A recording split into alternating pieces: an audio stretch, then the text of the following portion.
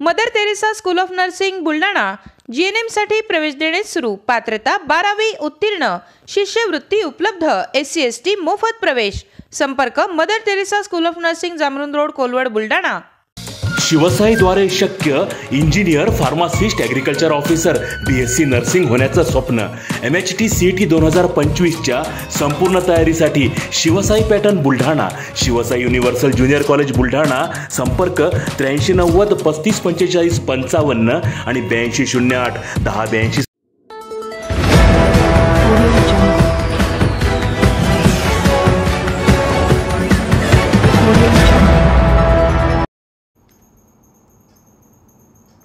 आजपासून भोंगामुक्त महाराष्ट्र अभियान सुरू।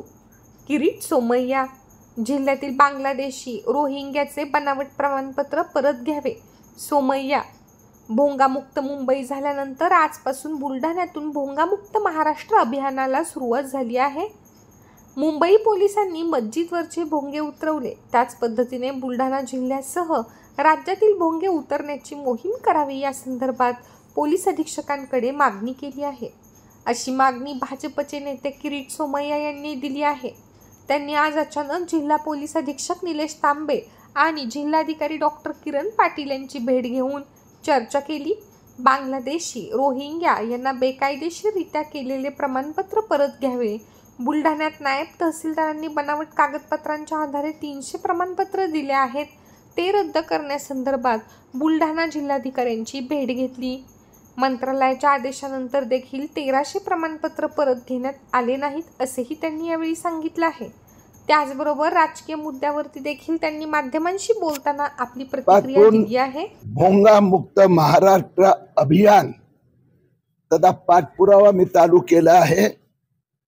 भोंगा मुक्त मुंबई झालं।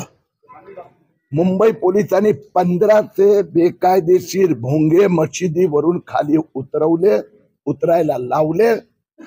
आता महाराष्ट्रात पण ठिकठिकाणी मशिदी कोणत्याही प्रकारची परवानगी न घेता दिवसात रोज 5 वेळा मुंबई उच्च न्यायालयाचा निर्णयाचा भंग करतात।